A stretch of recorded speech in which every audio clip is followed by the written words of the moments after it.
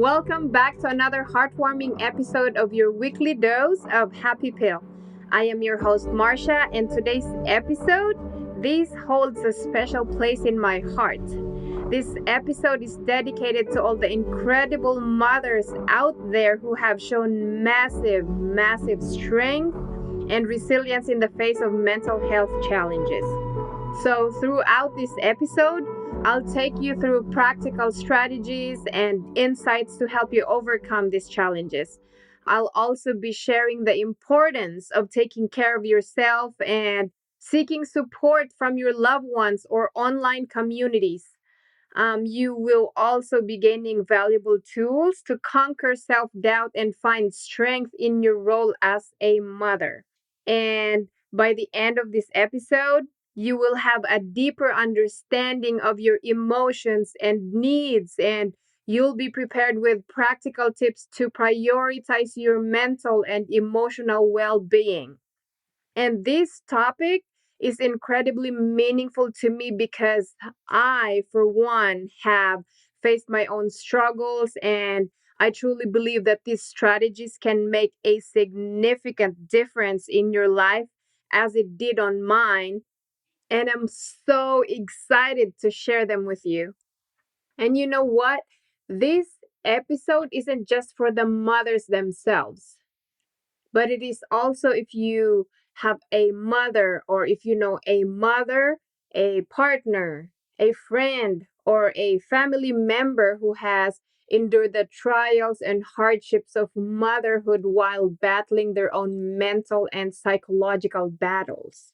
So if you're listening right now and you have someone in mind who fits that description, this episode is for them too. So please share it so we can help them out too. So I want to start by saying that I may not be an expert therapist or psychiatrist, but I'm here to offer my support and share heartfelt advice based on my experiences. I want you to know that if you are a mom listening, there is hope and you are not alone. And remember that tough times are temporary and there are brighter days ahead. Because, yes, we all know that motherhood is a beautiful journey that is filled with love, it's filled with joy, and it's filled with incredible bond with your child. But let's be honest, it can also be incredibly challenging. I mean, sometimes those challenges take a toll on your mental health and emotional well being. So today, I want to acknowledge and celebrate your strength and your courage as an amazing mother who have overcome those challenges. For all of those sleepless nights, for the endless worries that you have experienced, and for the overwhelming self doubt that you experience a lot of times. I applaud you for still being here and holding on. As a fellow mom, I totally understand that mental challenges can bring about a wide range of emotions. You might find yourself feeling overwhelmed, like there's an endless to do list that you can't seem to overcome. You know, that weight of responsibility. It can feel so heavy at times, and this makes it difficult to cope with everything. You know, the guilt that you feel a lot of times, as you might blame yourself for not being able to meet your own expectations or struggling to find joy in your role as a mother. And it's very common to feel isolated and lonely, especially if you don't have a strong support system or you are unable to express your inner struggles openly, with your own family or your own partner. And that can cause anxiety, causing you to worry about your ability to take care of your children and make the right decisions. Having that constant fear of potential dangers or harm that can happen to your child or your children, that feeling can be so overwhelming. A lot of times, Sadness can consume you, leaving you with a sense of emptiness or a persistent low mood. It's as if a dark cloud is hanging over you, making it hard to find interest or pleasure in things that once brought you joy. And constantly feeling like that, it's just so physically and mentally exhausting. Having this self doubt that comes out of nowhere, that's causing you to question your abilities as a mother and feeling like you're falling short or not being good enough. This is so hard, and this brings down your self esteem. And this can cause irritability that can be, like constant companion, which leaves you easily frustrated or on edge or sometimes even snapping at your loved ones. I have been guilty of this too. One of the major negative feelings that we hate, that you and I hate, is fear. I don't know why mothers like you and me, we always have fear. This fear of thinking about what the future holds for your child, for your children, or even for your own well being. And the concern of being judged or misunderstood by other people, these things just add more to the negative feelings that we feel as a mother, and it doesn't help. But please know that as a mom, you are not alone in experiencing these emotions. And asking for help is not a sign of weakness, but it is actually a courageous step towards finding the support and the tools that you need to navigate these challenges. You are resilient, and with the right support, you can actually overcome these obstacles and find a sense of balance and well being. So, I'm going to give you some strategies to help you if you are a mother who is struggling. These strategies are the ones that I have used to conquer the hardships and challenges of being a mother. Number one, you need to prioritize self care. You may have heard me talk about prioritizing self care in my previous episodes, but that's because it's very, very important. It's important to take care of yourself so you can be the best version of yourself, not just for you, but for your children. So you need to find small pockets of time each day to do something that brings you joy or helps you relax, whether it's taking a bath, maybe you're reading your favorite book, or I have a lot of self-help book and that's what I do. Maybe you want to practice mindfulness, or maybe go back to the hobby that you enjoyed before you had the baby.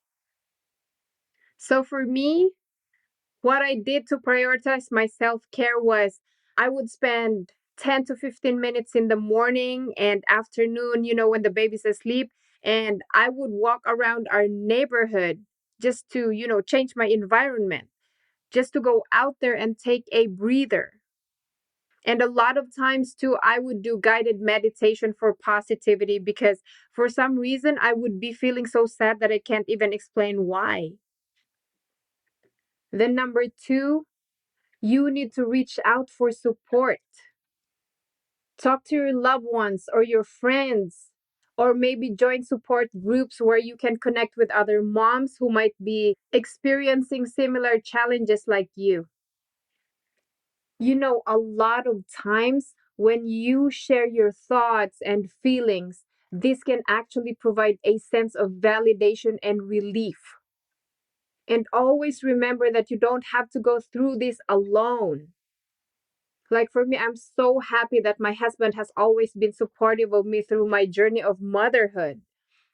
But I also completely understand that sometimes it can feel so challenging to open up to friends and families about what you're going through. So if you ever find yourself in a situation like this, I want you to know that there are online support groups available out there that can actually offer a safe space for you to share your feelings and connect with other moms who may be going through similar experiences as you. These support groups can be found on different social media platforms like FB and Instagram or whatever social media platform you have. I find these support groups very beneficial because what they do is they actually provide a comforting environment where you can actually talk to others without the fear of judgment. And a lot of times, talking to strangers who understand and empathize with what you're going through, this can be really, really helpful in finding support and encouragement. So try going to your social media platform and search for something like mental health support or maybe anxiety. I've tried mental health issues too, depression, or whatever you're feeling. There's always a support group for that. Then, number three, you need to delegate and ask for help. You must know that it's okay to ask for assistance when you need it. I'm telling you that it's okay to reach out. Reach out to your partner, reach out to any family members, or reach out to any friends that you think can help you with childcare or anything that you need done. Remember that it truly takes a village to raise a child, and asking for help can lighten up the load. For me, I have two teen daughters that have helped me a lot with the chores at home and with taking care of their baby sister. I would always tell them how helpful they were whenever I'm delegating chores and how I can actually get enough sleep or go outside and take a breather or have a me time and be able to unwind. And that makes me a better mom. And that leads me to be able to take care of not just the baby, not just myself, but the whole family. The number four, you need to practice self compassion and challenge self doubt. I need you to remind yourself that you are doing the best that you can with the resources that you have. You need to be kind and gentle with yourself, just like you do with your friends. And I know that a lot of times there's always that negative chatter in our heads, but you need to challenge that and replace it with positive affirmations instead. You know that you are a loving and a dedicated mother. You know that within yourself. But sometimes it can be challenging to believe that when you're going through all of these negative feelings, all of these mixed emotions from all of the hormonal changes and the challenges of being a mother on a daily basis. So, what worked for me was guided meditations and affirmations. I had to learn how to do this. I had to believe in myself. I mean, I'm not even gonna lie. The first time that I started doing this, I was like, I'm not sure if this is for me. It's because whenever I'm repeating what the person behind the guided meditation or the guided affirmation is saying, I feel like I'm lying to myself because I feel like I'm not the type of person. I'm not good enough. I'm not confident. I don't deserve love. I don't deserve happiness. I don't deserve success. Trust me, there was a lot of negative self talks that I've had when I started doing the affirmations and meditations, but I still kept doing it. And as days and weeks and months and years went by, it actually started getting so much better because I was embodying what is being taught, what I was learning on those meditations and affirmations. Then, number five, schedule time for self reflection. So, you need to carve out time for self reflection so you can help to gain insight into your emotions and your needs. You can take a few minutes each day to check in with yourself or journal your thoughts or practice mindfulness. By doing this can actually help you to better understand your triggers and find healthy ways to cope with these triggers. So for me, what I have done was I would set aside a few minutes each day to check in with myself. I had this journal. I mean, it's just a simple notebook, but we had an open room in our house, so I would go there, close the door. That's where I would usually relax and be alone, away from distractions. So I would spend 10, 20, or 30 minutes when I'm lucky, and I would just write down how I feel. I found this to be very, very helpful on my end, just by writing down everything that I'm feeling. When I'm mad, when I'm sad, when I'm frustrated, I will write everything down. I would even have a lot of cuss words in that journal. And I realized that, by doing that throughout those times that I wasn't feeling good, it has helped me tremendously to let out every negative feeling that I have inside of me. And I noticed that by the time I'm done writing how I feel or whatever's in my thoughts, I feel so light. I feel so relieved. So try this technique. I know, like I said earlier, that if you feel like you don't have anybody to talk to, this is your go to. You're journaling. Just buy a simple notebook or even a paper. I mean, if you don't want people to see it, if you don't want your partner or anybody in your household to see what you've written, maybe because you're talking about them on your journal, you can always rip that paper off. But at least you have released all of that negative emotions that you have inside of you that's consuming you. And of course, the most important thing is you need to seek professional help. If you think that your struggles are persisting or it's getting worse, it's very important that you seek professional help from a therapist or a counselor. They have the professional training to provide guidance and support for mental health challenges. And here's why it's beneficial. It's because a therapist or counselor can help you navigate your specific challenges, and they can provide tailored strategies and techniques to support you. They have the specialty, the expertise to help you understand your emotions, how you can develop coping mechanisms and work through underlying issues that's contributing to your struggles. These professionals offer a safe and non judgmental space for you to discuss your concerns. So do not be scared to seek professional help if you really need to. So, my dear, take it one day at a time. Be kind to yourself and remember that you are not alone.